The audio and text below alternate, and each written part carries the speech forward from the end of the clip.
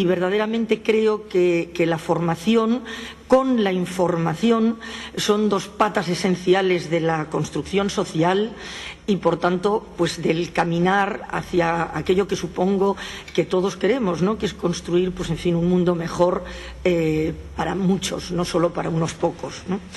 Se me propuso hablar de lo que más me gusta, por supuesto, que es el periodismo, así que esto también lo agradezco enormemente.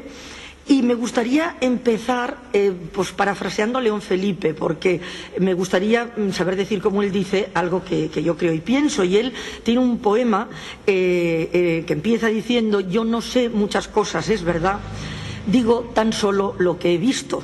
Y lo que he visto es cómo los gritos de angustia del hombre se ahogan con cuentos. Pues precisamente para que esos cuentos no sigan estando ahí es para lo que está o debe estar el periodismo, ¿no? Y ese es precisamente el gran reto y lo que enlazaría con el título, pues bueno, de esta modesta intervención, ¿no? Deberíamos hacernos muchísimas preguntas para precisamente neutralizar esos cuentos. Y como dice Castoriadis, pues el gran problema de la civilización actual, o sea, de nuestro mundo de hoy, es que no se hace preguntas. Es decir, no cuestiona lo supuestamente incuestionable, ¿no? El periodismo es eso lo que tiene que hacer. Nunca ha sido fácil, ¿no? Ni ahora ni nunca. ¿Por qué? Bueno, pues porque el periodismo tiene que adentrarse en lo invisible, es decir, es hacer visible lo invisible. Tiene que ir a donde está el silencio, ¿no? Siempre que algo no se quiere que se vea y siempre que algo se quiere callar, suele haber un motivo detrás. A veces es legítimo y no hay nada que cuestionar al respecto, pero la mayoría de las veces no es así, ¿no? Entonces, eso significa que el periodista está siempre ante ese reto de ir más allá del qué, ¿no? De ir al por qué, de ir al para qué y, sobre todo, hacerse la gran pregunta que todos debemos hacernos cuando estamos delante de cualquier situación, que es el a quién beneficia. Tirando de ese hilo, generalmente pues se obtienen muchas respuestas, ¿no? Pero en este momento estamos en esa sociedad que esbozaba el alcalde, que considera prescindible la cultura, o sea, en una sociedad de pasarela, ¿no? Donde, bueno, se pasa por encima de las cosas y donde naturalmente el periodismo, que es totalmente un efecto y una causa de todo eso, es decir, que está inmerso en la sociedad, no es un hecho aislado, pues sufre también, evidentemente, esa situación. Y se convierte en algo así como un periodismo de usar y tirar. Se cambia mucho la vocación informativa de la empresa periodística por la vocación o, digamos, la explotación mercantilista, ¿no? ¿Y qué ocurre? Que en el mejor de los casos, pues los medios están interesados o más interesados en hacer caja que en hacer excelencia informativa, ¿no? O en el peor de los casos, pues pueden estar más interesados en servir a determinados intereses vinculados con su grupo que también en el servicio al ciudadano. Es decir, en contribuir o respetar o seguir lo que es su objetivo esencial, ¿no? Que es el servicio a la ciudadanía. Es decir, el servicio al bien común y a colocar, como también ha dicho el alcalde, a las personas en el centro del interés, ¿no? Seguramente todos recordamos que cuando hablamos del gran periodismo con P mayúscula, pues pensamos en esos periódicos del 19, de principios del 20, o sea, de prensa escrita, y que casi todos ellos pues tenían un denominador común, que era que llevaban en la cabecera el nombre de la ciudad. Cuando hablamos de los grandes periódicos recordamos, pues obviamente, primero los americanos, New York Times, Los Angeles Times, Philadelphia Inquirer, Boston Globe, el Times de Londres, y si venimos aquí, pues en fin, ocurre lo mismo, ¿no? ¿Por qué? Porque esas empresas periodísticas tenían ese compromiso de servicio a la ciudadanía, ¿no? Por supuesto tenían que ganar dinero, pero ese no era su único objetivo. Es decir, el ganar dinero, en fin, con un concepto empresarial, digamos que ponderado, pero reinversión en la operación periodística, es decir, en hacer cada vez un mayor y mejor periodismo, ¿no? Podían ser más conservadores, más progresistas, pero desde luego lo que no eran distorsionadores de los hechos. Es decir, el periodismo debe contar los hechos como son. Después las opiniones y las interpretaciones son libres, pero lo que no se puede modificar nunca son los hechos. La opinión pública, para ser sana, debe saber qué pasa, ¿no? Y la ciudadanía, si no sabe lo que pasa, es muy difícil que pueda formarse esa opinión que estará basada en fin, una argumentación sensata, independiente, rigurosa, etcétera, que es la que le conducirá después a tomar decisiones que serán importantes, o sea, importantes para esa sociedad, para su presente, para su futuro, y no solo para esa sociedad, sino para el mundo en general. Porque algo que se tiende a olvidar, pese a la globalización y pese a que estamos convencidos, ¿no?, de que estamos ya en una globalización sin retorno, es que en este mundo hay muchos mundos, pero que todos están en este, y que todos están vinculados de una manera o de otra, ¿no? Y que lo que sucede lejos hoy nos afecta mañana, ¿no? Todos sabemos cómo funcionan las dictaduras, ¿no? Algunos porque la hemos sufrido, otros porque han leído sobre ellas, pero sabemos que en cuanto a la información, pues está claro que hay un control generalmente burdo. Hay una represión que puede ir pues, desde el encarcelamiento hasta el asesinato, tanto de ciudadanos como de periodistas, y eso estamos viendo que ocurre pues, actualmente todavía en determinados lugares del mundo. Pero en las democracias suponemos que evidentemente eso no sucede. En las democracias consolidadas, evidentemente, pues no se mata a los periodistas y no se mata a los ciudadanos. Pero la violencia puede no ser física, pero puede ser de otro cariz. Es decir, no siempre la violencia consiste en matar físicamente, porque se puede matar desacreditando, aislando, anulando, etcétera, esas, digamos, voces discordantes, ¿no? Por tanto, tenemos que ver que en las democracias hablar de medios libres pues es un mito. Lo que ocurre es que evidentemente hay que matizarlo, o sea, siempre es muy arriesgado generalizar, ¿no? Y está claro que el control puede ser más o menos sofisticado, ¿no? Y que ese control se ejerce en todos los soportes, da igual que hablemos de prensa escrita, de radio, de televisión o de la red. Es decir, que en este momento esos fenómenos de control o esos sistemas de acotar, ¿no?, el cómo se cuenta lo que sucede, está sucediendo en los medios convencionales fundamentalmente, pero también se está queriendo que suceda, por supuesto, en la red, ¿no? ¿Qué está ocurriendo? Bueno, pues que la prensa está rendida a intereses ajenos a la función periodística, ¿no?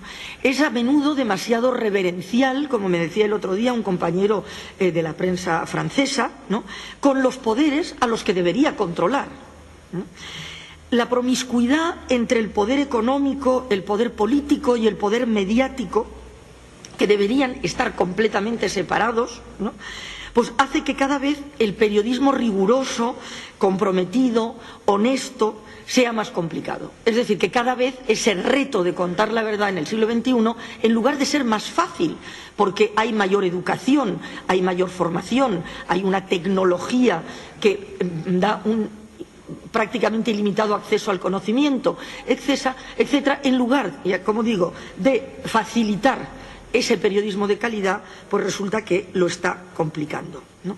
Siempre que uno tiene un medio en las manos o recibe un mensaje simplemente, yo ahora estoy teniendo la gran fortuna de poder hacer un programa interesantísimo con la Fundación La Caixa para los colegios, es decir, para los niños de la ESO, estudiantes de la ESO, entre 12, 15, 16 años, para precisamente contarles lo importante que es tener sentido crítico, lo importante que es saber que cada uno debemos decidir nuestras propias vidas y no debemos creernos todo aquello que nos escupen las pantallas entre las que estamos permanentemente en fin, sujetos inmersos, en las que estamos inmersos.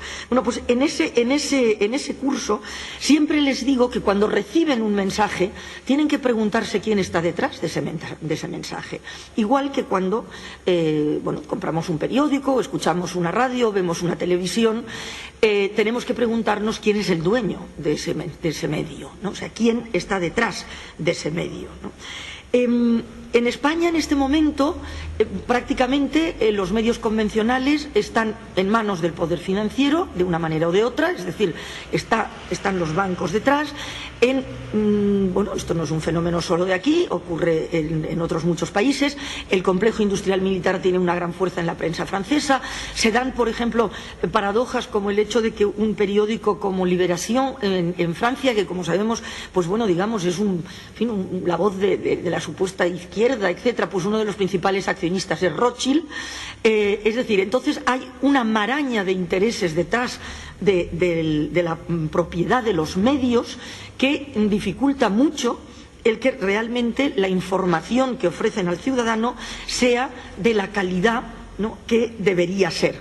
Está claro que ese control de la información, como digo, es un hecho generalizado que sucede en todos los países, pero por supuesto no en todos los países por igual, porque la diferencia la marca la calidad democrática de los distintos lugares, ¿no? A mayor calidad democrática, evidentemente, mayor control, o sea, y una ciudadanía más crítica, ¿no? Y, por tanto, es más difícil ese manejo perverso, en fin, sesgado, ¿no?, de la prensa y de lo que la ciudadanía debe saber. Normalmente hay que recordar siempre algo que es, en fin, más viejo que el andar a pie, ¿no?, que el no dejar saber siempre ha sido una manera o una forma de dominar, ¿no? Es decir, si uno consigue que no se sepa lo que sucede, pues tiene una ciudadanía evidentemente mucho más dócil, o un grupo de trabajadores, de estudiantes, de lo que sea, es decir, que va a ser mucho más manejable que uno que realmente sí esté informado, ¿no?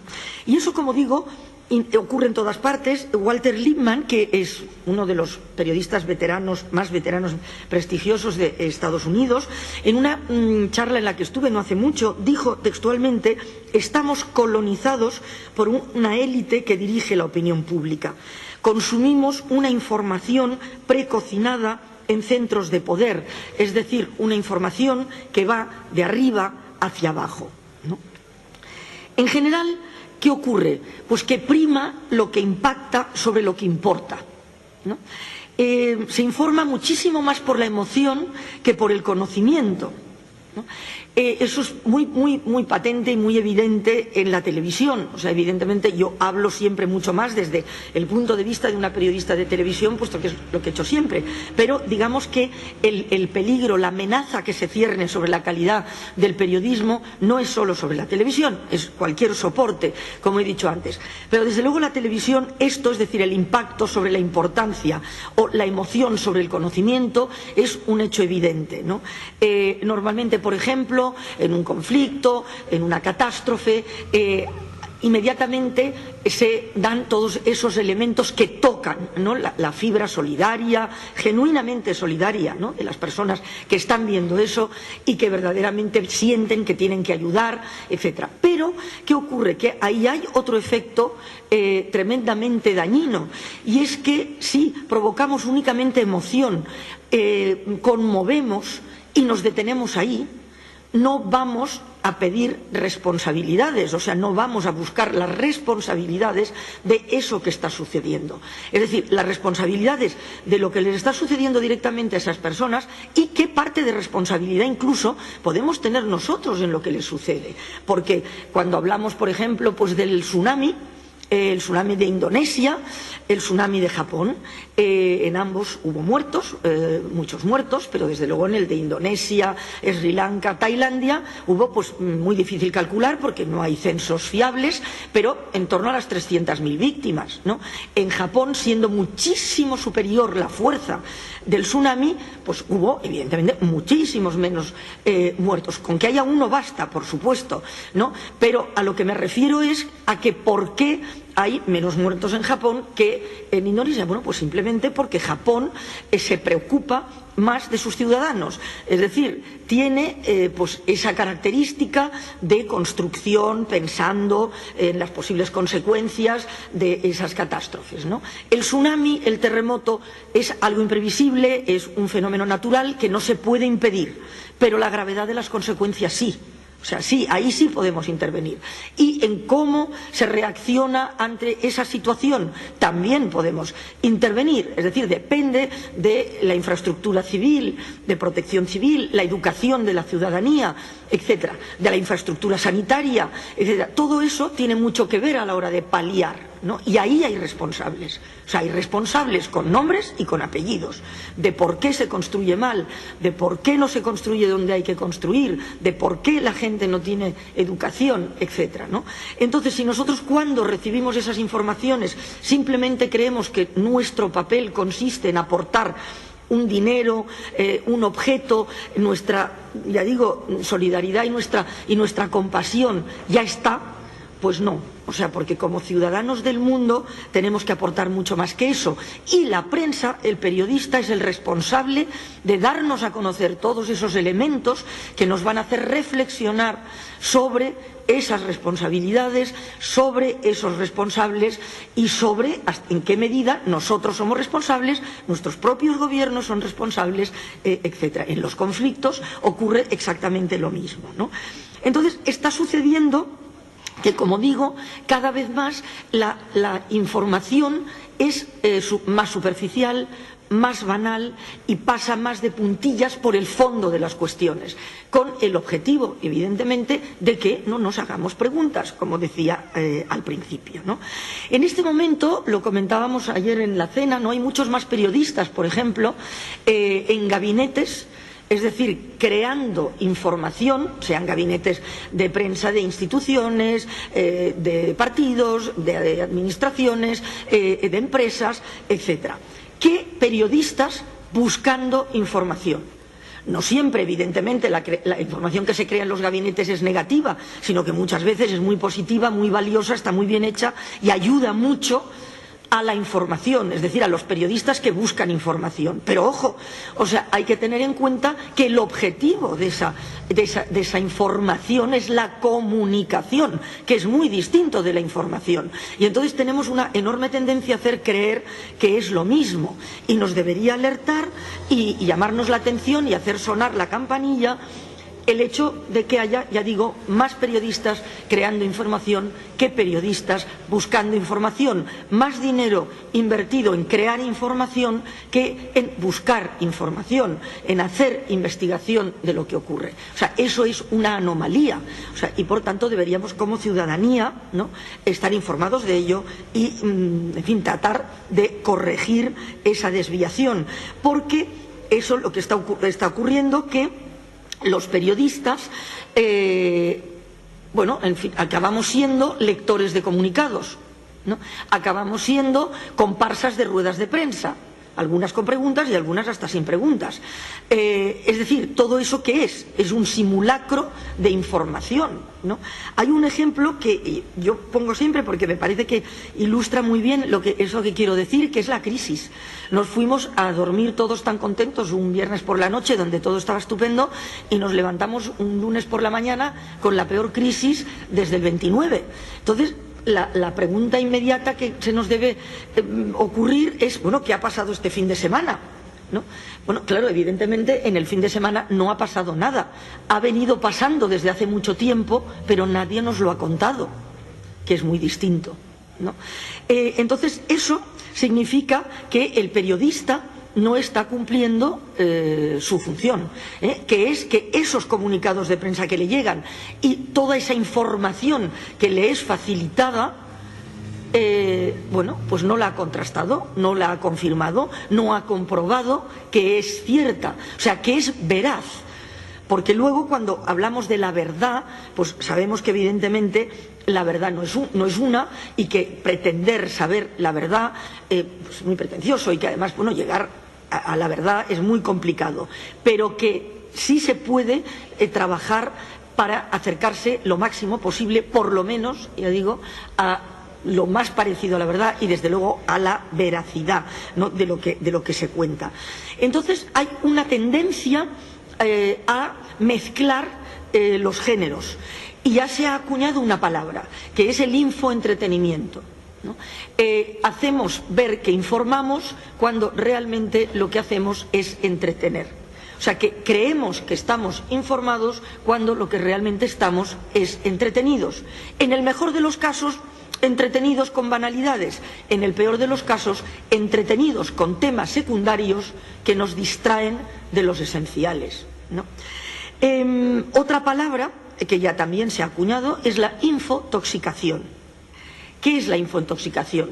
Pues claramente alterar los hechos, lo que yo antes contaba, ¿no?, es decir, alejarse de la descripción descarnada de los hechos para favorecer las causas, ¿no?, para favorecer determinadas causas. Y eso son prácticas habituales, la una y la otra, infoentretener, infotoxicar. Es decir, están tan instaladas en los medios de comunicación convencionales en general como en la red, ¿no?, que el ciudadano ya ni siquiera lo percibe, o sea, que ya ni siquiera se da cuenta de ello, ¿no?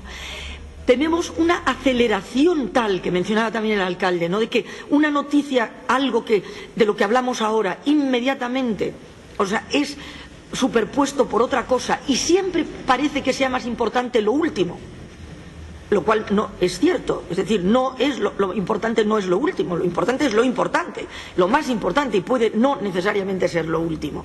La acumulación, es decir, esa avalancha de supuesta información que te sepulta y que es imposible absolutamente absorber, o sea, absorber con criterio, absorber con capacidad de desentrañar qué hay en esa información de veraz, de riguroso, y qué hay de engañoso, de rumor, de interesado, etcétera, ¿no? La inmediatez, todo tiene que ser ya, ¿no? Yo también siempre digo esa frase estupenda que oímos continuamente, sobre todo en los telediarios: lo de nuestro equipo ha logrado llegar a un sitio lejísimos y súper complicado y está informando desde la mitad de la selva de no sé dónde. Dices, bueno, esto está muy bien porque esto es haber aprovechado unos medios de transporte que te facilita la tecnología actual, está transmitiendo desde un lugar muy difícil donde puede hacerlo gracias a la tecnología de la información que te permite ahora conectar desde cualquier lugar, no como se ha mencionado aquí cuando por ejemplo yo empecé, que ya no es que hubiera teléfono fijo, sino que no había ni siquiera teléfono en muchos sitios. Todo eso está muy bien, pero claro, lo que tiene valor real no es que haya logrado llegar y esté informando desde, sino me cuenta lo que pasa. O sea, ¿realmente sabe lo que pasa? ¿Realmente le hemos dado el tiempo, la formación, los recursos, o sea, la posibilidad de poder saber o acercarse lo más posible, como he dicho antes, y lo mejor posible a la verdad? ¿O nos importa simplemente que nos cuente algo para demostrar que está ahí y tiene un cacharro que transmite y ya está, ¿no? Entonces eso es grave porque también genera en la audiencia la costumbre de pensar que es una mejor información esa que es inmediata, de impacto, generalmente morbosa, en los casos de conflicto contiene disfraz de reportero intrépido, o sea, chaleco, casco, etcétera, cuando a veces, muchas veces no es necesario, otras sí, pero muchísimas veces, muchas veces más no es necesario que realmente lo es, el velo en los países islámicos para las reporteras, la mascarilla en las alertas sanitarias, es decir, todo ese complemento de estética cinematográfica de la información, que si no es real y auténtica, es claramente una seria falta de ética, porque si yo me pongo un chaleco o un velo o una mascarilla cuando no es necesario, estoy añadiendo un elemento falso a mi información. Es decir, el espectador va a percibir un nivel de tensión, de peligro, de represión inexistente. O sea, es decir, las cosas no son solo lo que ves, sino que es cómo lo dices, lo que dices, el explicar por qué lo dices, etcétera, etcétera, ¿no? Y entonces quedarse solo en el pantallazo ¿no?, hace que nos vayamos poco a poco acostumbrándonos a que nos dé la impresión de que eso nos ha informado y ya no nos hagamos esas preguntas necesarias que mencionaba al principio. Y estamos haciendo una cosa, y es que supeditamos los contenidos a la herramienta. O sea, tenemos una herramienta que digo, como jamás hemos tenido en la mano, para tener un mejor y mayor conocimiento, para acercarnos como nunca al conocimiento del otro, ¿no?, de lo diferente, de lo diverso, ¿no?, para poder intercambiar, o sea, para poder interactuar. Bueno, eso está estupendo, pero es una herramienta. O sea, lo que no podemos es dar prioridad a la herramienta sobre la calidad de los contenidos. Y eso es lo que se está haciendo. O sea, que tenemos que tener un cuidado exquisito en no dejarnos atrapar, ¿no?, que se nos quite el tiempo para investigar, para pensar, para saber realmente, ¿no? Debemos preguntarnos si la eclosión de propuestas tecnológicas, eso de que cada día salga un chisme nuevo, ¿no?, una manera nueva, una red nueva, ¿no?, esa avalancha informativa que mencionaba antes, si eso es bueno o no es también una distracción, una manera de deslizar, ¿no?, banalidades, de construir una agenda interesada que nos impida el contacto real con las personas. Tener 400 amigos en Facebook es tener ningún amigo, ¿no? Pero se nos hace creer, y sobre todo a los adolescentes, ¿no?, que eso es tener amigos, ¿no? Entonces perdemos el contacto real con los problemas, ¿no? Eso vale para los periodistas y vale para cualquiera. Es decir, la herramienta puede permitir difundir aquello que debe ser difundido y aquello que el ciudadano debe saber, pero también permite difundir todo aquello innecesario y absolutamente banal e incluso falaz, ¿no?